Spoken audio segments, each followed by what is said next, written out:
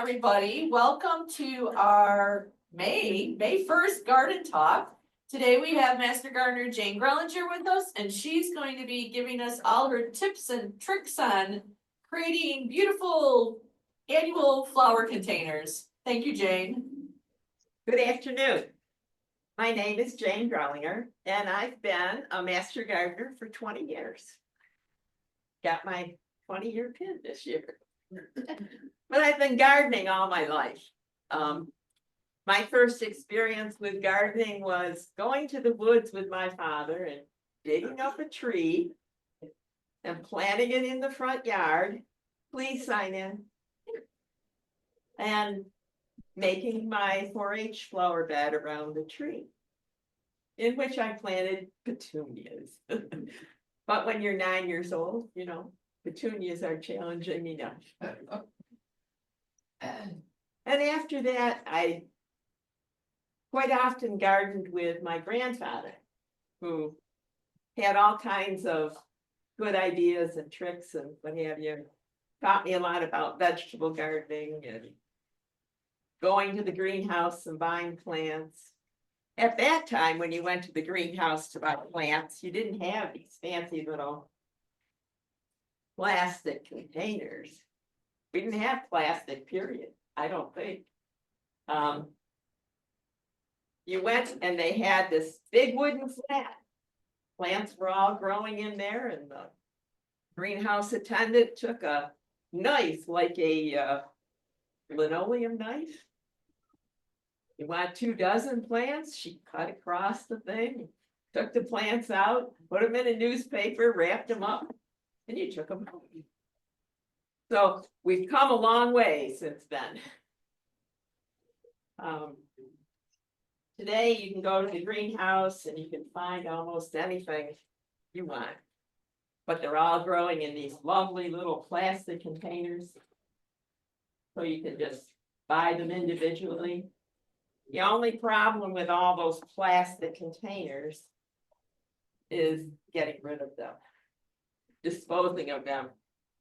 They don't like to reuse them, so it's hard to recycle them anywhere. But I do recycle quite a bit, as much as I can. Today we're going to talk about creating a annual flower container basket combo pot. Mother's Day is coming up in just 2 weeks, and Mother's Day is one of the biggest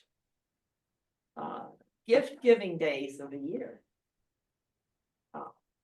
Everyone wants to get mom something, and usually it's a basket or a hanging baskets are extremely popular, but flowers, any kind of flowers, can be a fresh cut bouquet, it can be plants from a greenhouse or something that you bought even at the big box store. So the next thing is taking care of them. Lots of times we have good intentions, but they fall short sometimes, and we don't do exactly what we think they should do. Plants that are grown in the greenhouse are growing under ideal conditions. The people that are taking care of them are knowledgeable.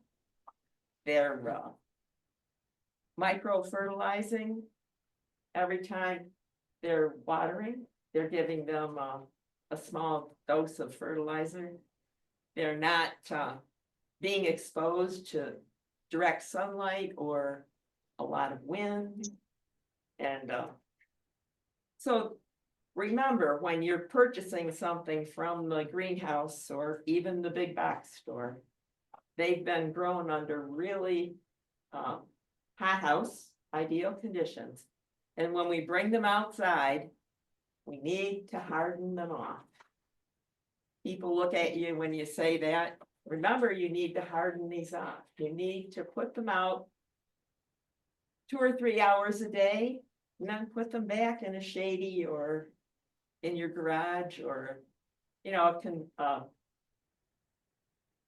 a protected area so that they're not getting beaten up by the sun and the wind until they, become hardy, become used to being out there. And the other thing is the date, the time of the year. Around here, Memorial Day is safe. The 15th of May is kind of, and with the climate change, you can start leaving them out a little bit earlier. Or if you're planting plants out in the garden, put a hot cap or a protective. Sometimes I use plastic milk jugs, gallon milk jugs. You plant your seed in the ground and then put the milk jug over it, let it germinate inside that. So it's got a little controlled atmosphere. So today we're going to start by talking about containers.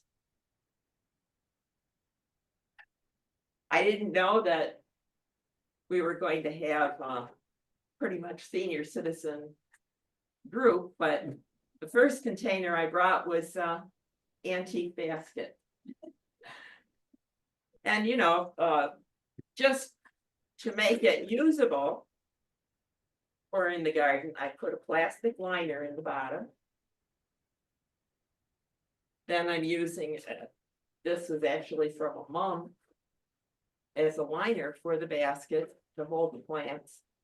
And then inside I have a coffee filter. The coffee filter works as a couple purposes, but mainly to keep the soil from running out the big holes. The plastic pots have large holes and the soilless mixes seem to seep right through. And when you're watering, they seep through. So by putting the coffee filter in the bottom, it's just enough. The water flows through easily and holds the soil in. Another thing, this is what you would call maybe a dish garden or a hanging pot. And these are designed with an automatic in the bottom. They have to cover the holes. It has a filter. It's like a filter. And like when you're pulling your plants out in the fall, you see that black thing is stuck to the bottom that the roots are all entwined with. But if you're going to recycle your pot, you need to take that and save it so that you have it to put back in to reuse the pot. Many of the pots have an awful lot of drainage holes in them, which is way more than what you really need. So in this case, you would need to put that coffee filter in there to to protect it, to keep the soil from all washing up.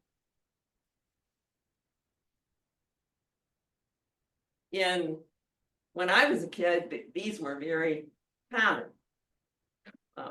Crocks were used for multiple purposes and they were around a lot. And I have quite a collection, thanks to my husband. And I use them a lot because plastic pots tend to blow away, especially if they get a little bit dry.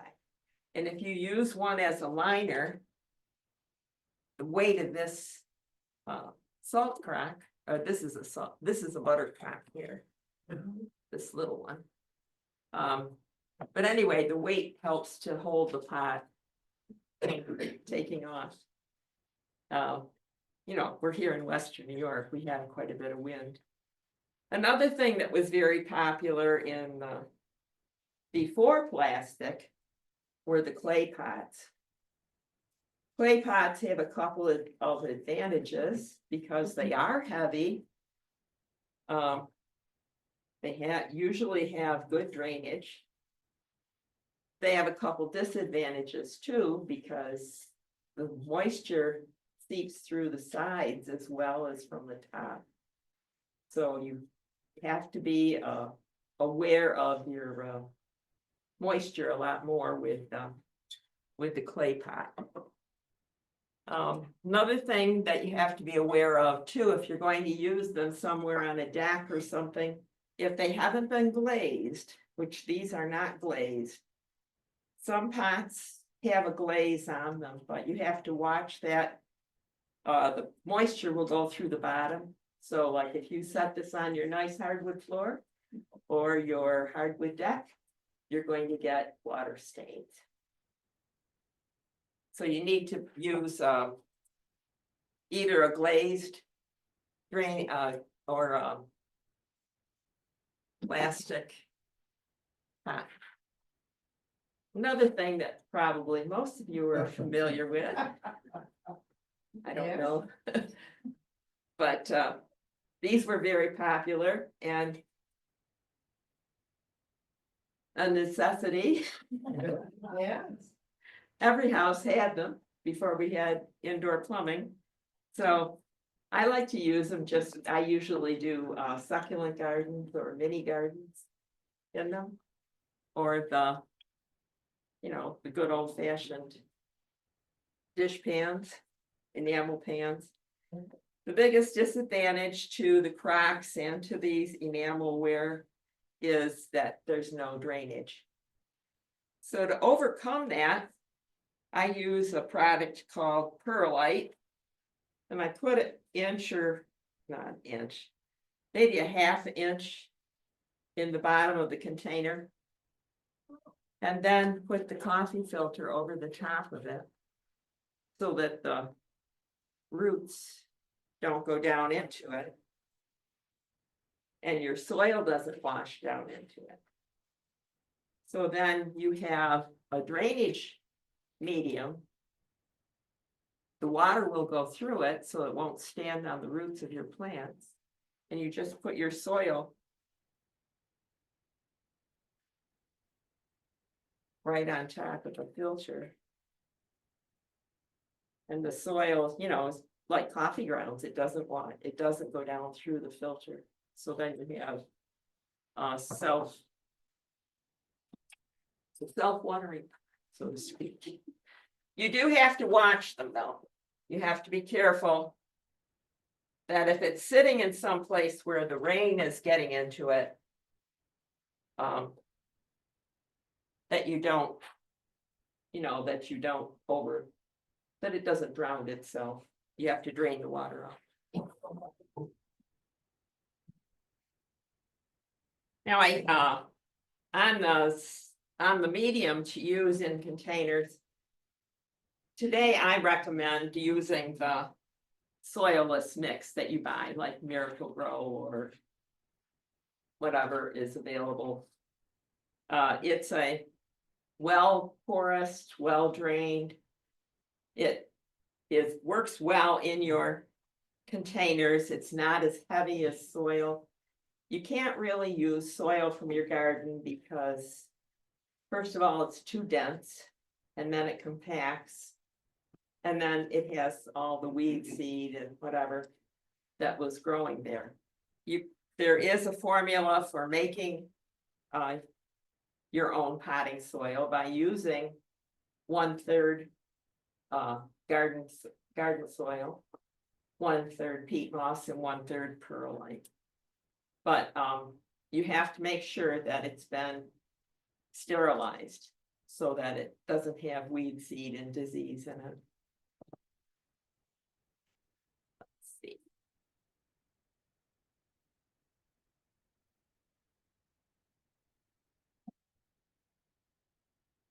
Now, a lot of the soils that you purchase have in them a product called Soil Moist and Osmocote.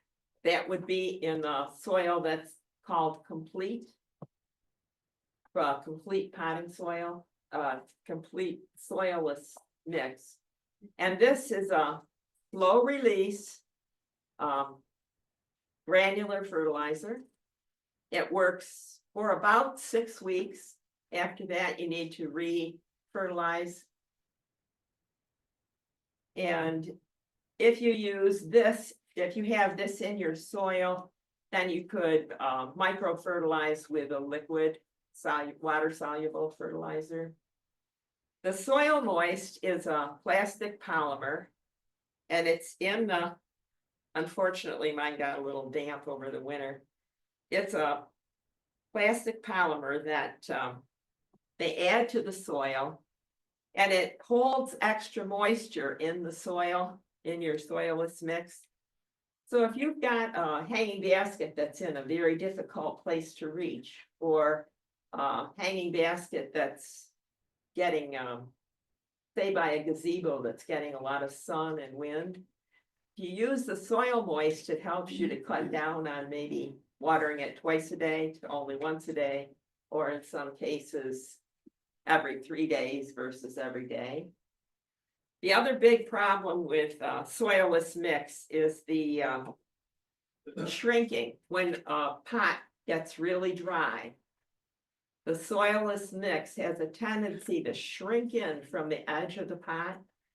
And when you pour the water in, the water runs out the bottom, and it runs right around the root ball and out the bottom before it has time to soak in. So a lot of people lose their hanging baskets because of that.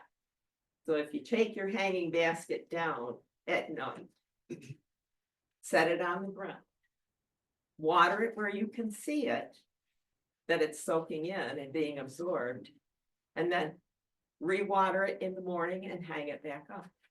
And you can tell that you've thoroughly watered the basket. Otherwise, you don't really know, especially if you're reaching up in a high area. Some plants on porches and things like that have overhangs, you know, they aren't getting any natural moisture at all. So you really have to be careful about that.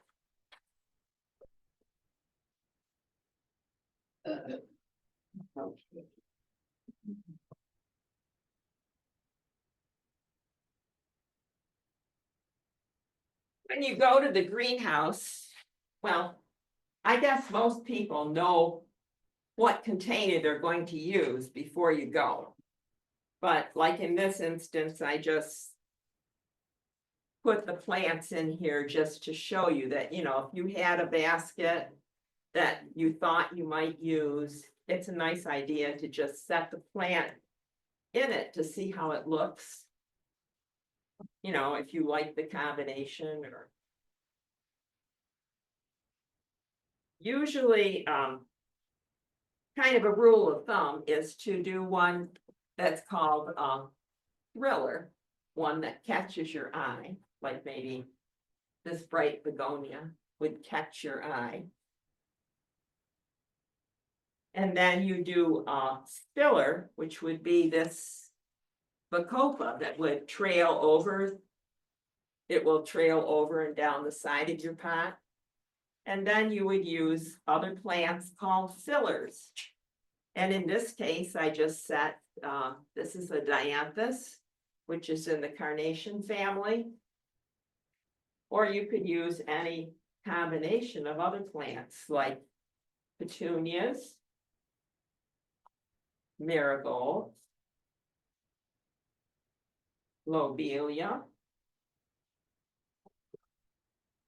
ageratum. Ageratum is a nice kind of blue, or it can be white or purple.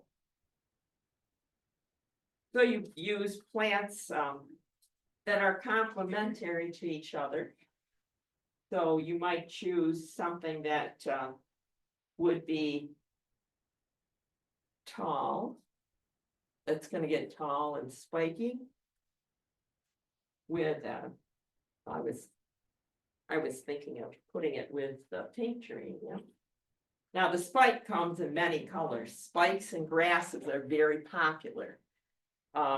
They do well in cemeteries because they require not as much moisture or frequent watering. But this one happens to be a variegated red. But the majority of them that you probably know from past are greens. Green with a yellow stripe on it. The grasses that are very popular now are, there's many of them that are perennials, but some are annuals. And they do have them in multiple colors too. There's ones that bloom or flower. They with the pinker with the red, with the ivy that would trail down the side of the. So it's easy to look for a combination that you like. A lot of people use a plant called coleus. In your handout, there is a list of a few plants. And I wanted to point out to you that there's a code for full sun, partial, which is partial sun or partial shade, and then the F is for full shade. And then it gives you an idea here of what plants would be compatible with one another. Like the begonia, well, this is compatible because geraniums can do sun or shade. But you could use the begonia in this case, and the coleus and the begonia both like a shady, part shade to full shade. Ivy will do well in that condition. Whereas if you put the bacopa in there and put it in the shade, it's not going to flower as much as you want it to. Yeah, because the bacopa likes full sun. So if you put it in with shade loving plants, you're not going to get the bloom from it that you're looking for. Like this one I potted up with the pansies and the alyssum, because I could set it outside now. Pansies can take a lot more cool weather. When I was a kid, they were field grown, and they would dig them up, big plants. And you'd buy a market basket, an 8-quart basket with a dozen field grown pansies in it. And that was a common Mother's Day gift, at least that I remember. Another common Mother's Day gift was called the Mother's Day garden. And they would take a geranium and then they would put several other plants in with it. Like you might get a geranium and an ivy and a marigold and a petunia. And then that would be what they call the Mother's Day garden. Lots of times I remember my mom taking it apart and replanting the plants in her garden after, enjoying it, but then taking them apart and planting them in the ground or in another container. Sometimes when they plant things up like that, they put too many plants in the container. So that's one thing you have to be aware of, is that plants are continually growing. We like them to continually bloom.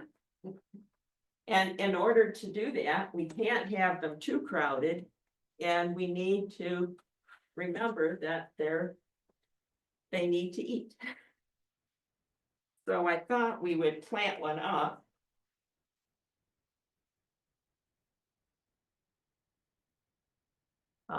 One of the books that I've used a lot over the years is called The Bountiful Container. Jan recommended it to my husband and he bought it for me for Christmas one year. And it has a lot of good general knowledge and it has a lot of ideas for how combinations, especially for herbs and vegetables and edible plants. It's a nice little resource.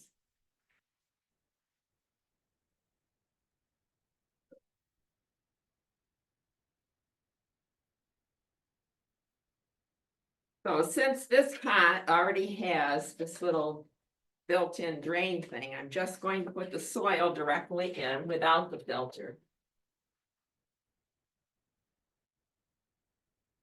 And this soilless mix that I brought today is a little bit on the moist side.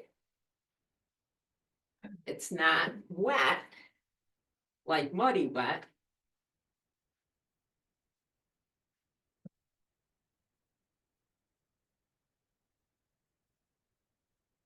So when you're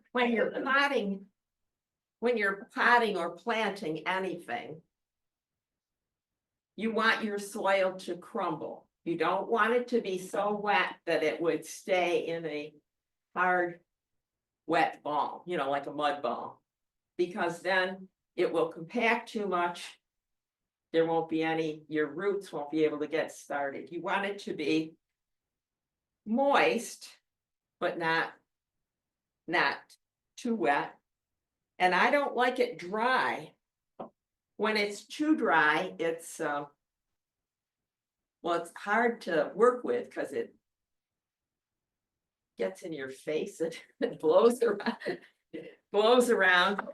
And the other problem that I found is that when you get this all potted up and water it, the soil, as it takes on moisture, shrinks, and then your pots don't have enough soil in them. It just shrinks away. So you just squeeze the sides of the pot, and then you just push gently on the bottom, and they usually fall right out. Now, if you're obsessive compulsive and you want to know what everything is, keep the ticket and put it in the side of the pot. The next thing you do is clean up the pot of any dead leaves or spent blossoms. Because there's no sense putting those in. You're going to have to clean them up in a few days or maybe a week anyway. Some of the plants, if they're grown too close together, the bottom leaves are going to be turning yellow, and they don't have time in the greenhouse to do that on a regular basis. But the other thing you want to do is check your roots. Now, this plant is not root bound, and it's nice and moist. You got to remember that you want it to be growing at the same level it was in the pot. So in this pot, you want it to be sitting so that the top of the soil is at the same level.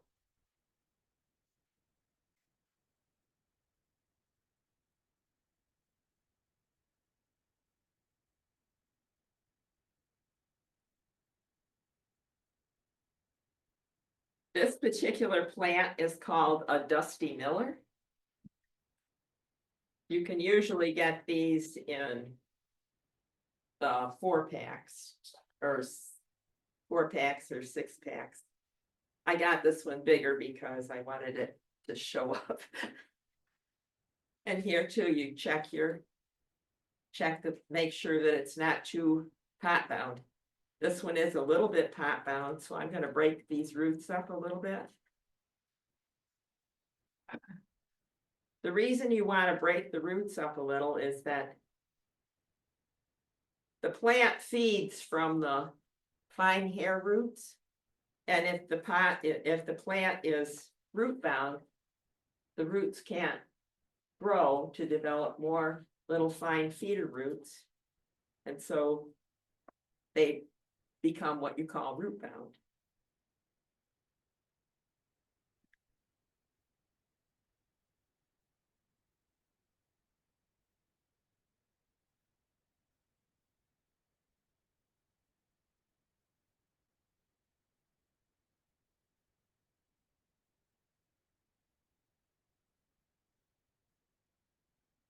When I worked at the greenhouse, my boss always told me, fill the pot right to the top. and then situate the plants into it, but over the years, I've found out that if I fill it to the top right off the bat, I make a huge mess. And I don't like that, so. This particular pot is going to be sitting where it's going to get sun, so I'm going to put the Bacopa in that. And this one is not root bound either. These plants are maybe a little bit wetter than I would normally transplant, but I watered them and then we had a couple cold days and they didn't dry up. So I've been putting them in and out of my garage, so. If you were doing this in a hanging basket, you'd want to make sure where your hangers are coming. You want to put this between where the hook would be coming down so that it can trail over easily. The reason I said that was a little wet, when you transplant, if your plants are a little on the dry side, it's almost better because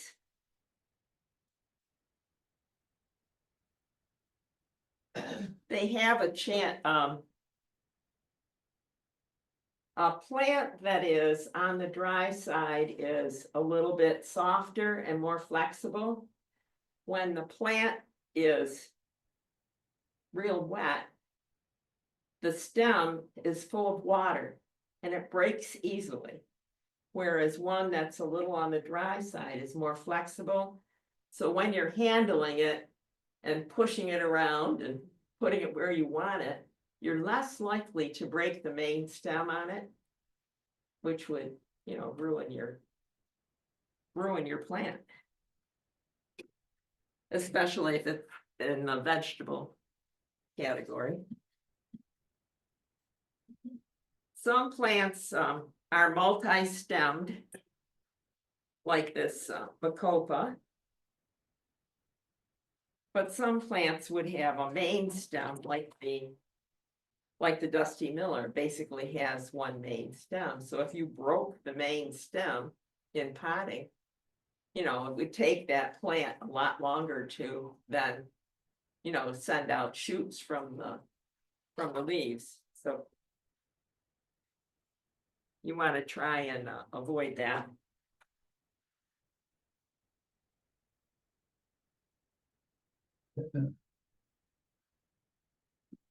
Now that I have my main plants in here, which could be sufficient. But knowing me and knowing that I like a full pot, I'm going to add another one of these little blue lobelia. Now these in the pack, you see, as when you take it out, you see how white this is with the roots. So you just want to break them up a little bit so that this will root in much quicker than if you leave it.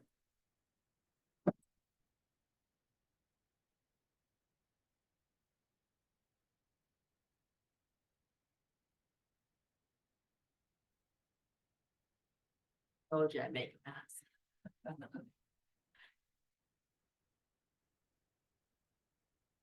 And then I think I'll try one of the marigolds, just because almost every Mother's Day garden that I can remember had a marigold in it. This one isn't bad. It just has a little bit.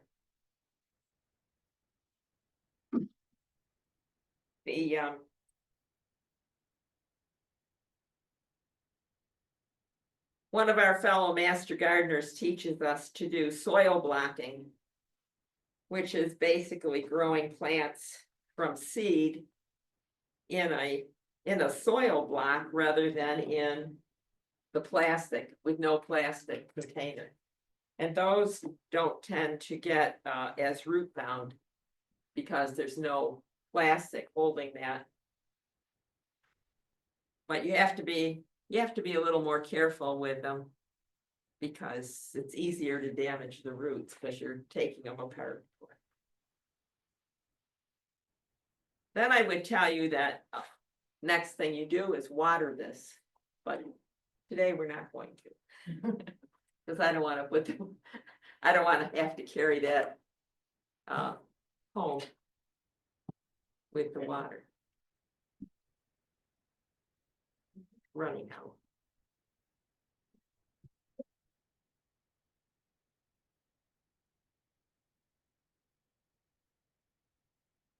I thought I would also show you how to divide a plant. This plant is called Hypoestes or polka dot plant, and it's easy to see that there's more than one plant in here.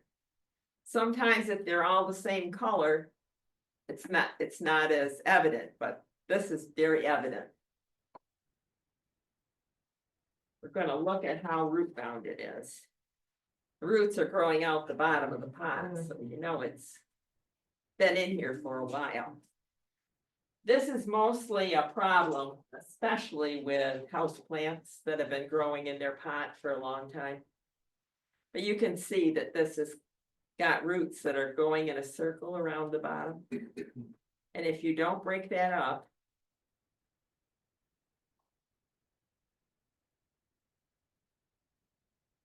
and then maybe we want to use just the pink plant. So you're just going to work your soil gently.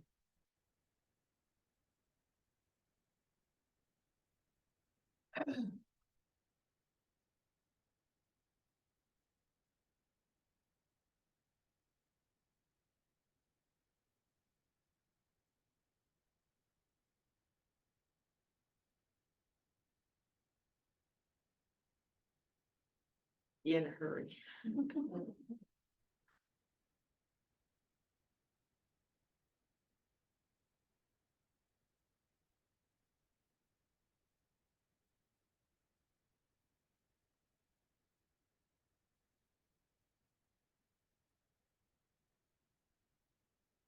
When these were planted, these were seeds that were put in the pot, and then they were grown. Okay, so now I got it worked apart. So you just gently work them apart till you have the plant that you want to use. So just put this back in the pot. I'll finish doing those later. I'm going to use this plant in the basket. So this basket again has no drainage because it's just a plastic liner in the basket. So we're going to put some perlite in it.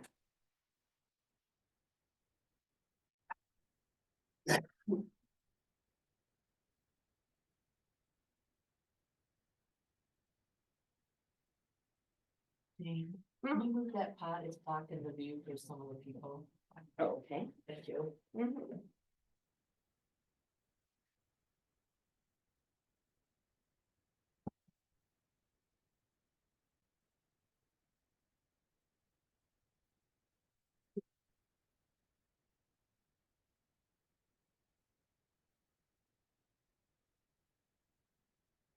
If you know someone who works in a restaurant, you can get these bigger coffee filters. So I usually just try to cut it for about the right size.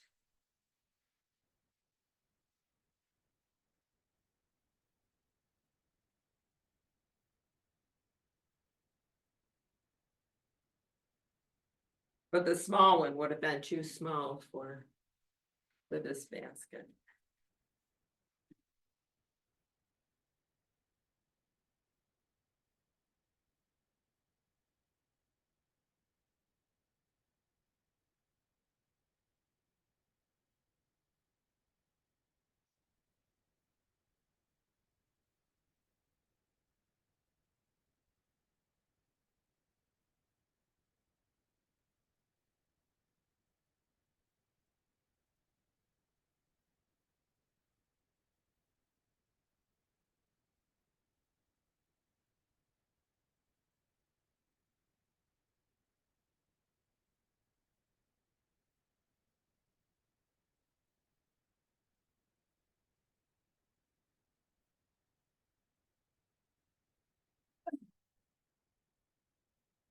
Thought I would do this one for a shady area, so I'm gonna start with the begonia. This one doesn't seem to be too root bound.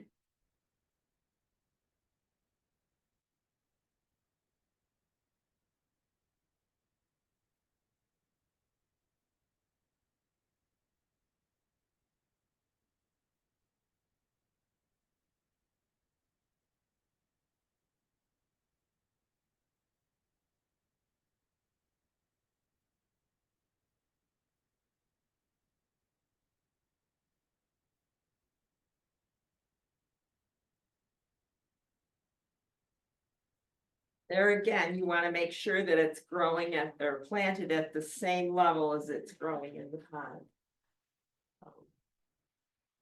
I'm going to use this spike with this because it likes shady area. And this one, you can see the roots are, they're fine. They're not going in a circle, but they're.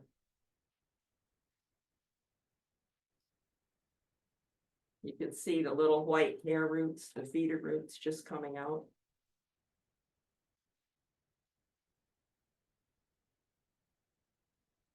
And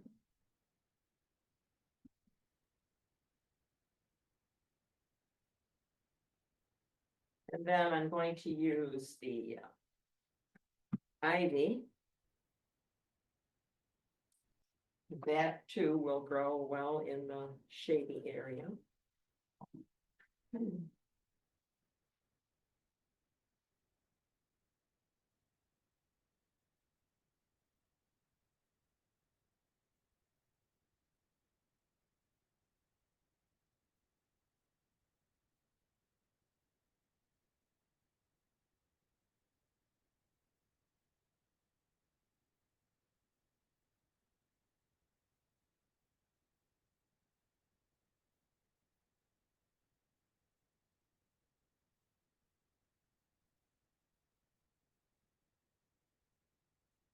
Thinking about putting the hypoestes in here, but I think it's going to be too large. It's going to be too much. I think I'll just use one of these little ageratum. This particular variety of blue.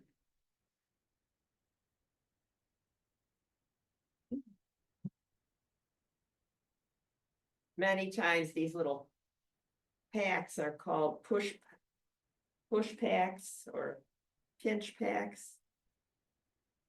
Because that's what you do to get the plants out. You just pinch and push.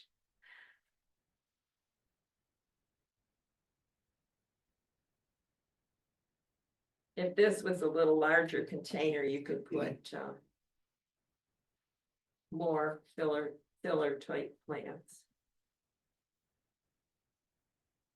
But this will give you a good idea of what they would look like.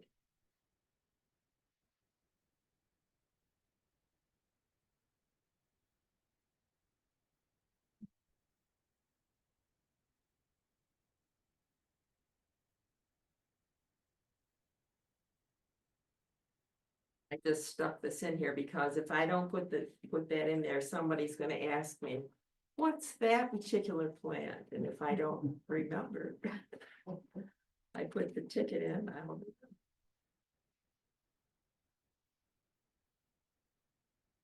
You got your.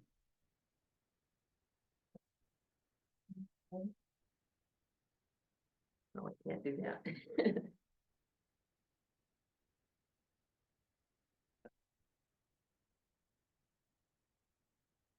So there's a couple of hints that we want to try and remember. That all plants are living, breathing, growing. They need fertilizer, they need water. Can't just plant them up and leave them. We have to, like some people said, daily watering. But it completely depends on where you're located, where the plant is located, how much you need to water it and how much you need to fertilize it, but if you're sticking your hand, your finger in the top of the plant, and if your finger goes in easily and it's dry to a 1/2 inch, you need to water. This plant's a little bit like it could almost use a drink. But it's very dense because it's rooted quite well, but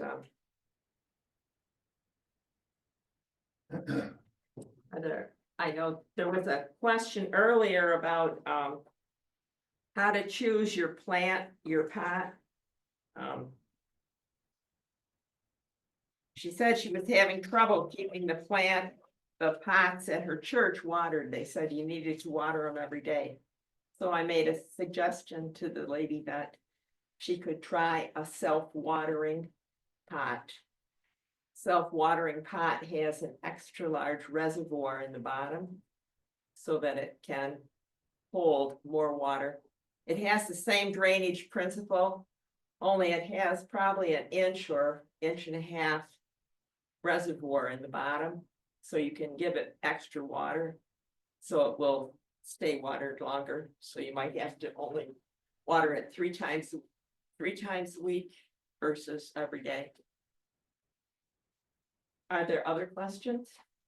Before we get any questions, Jane, I'm gonna stop the recording, so I just wanted to thank Jane for doing the container gardening today. I wanna keep the video at a certain length, so great job, and if you got any other little tips and tricks you wanna give before we sign off here?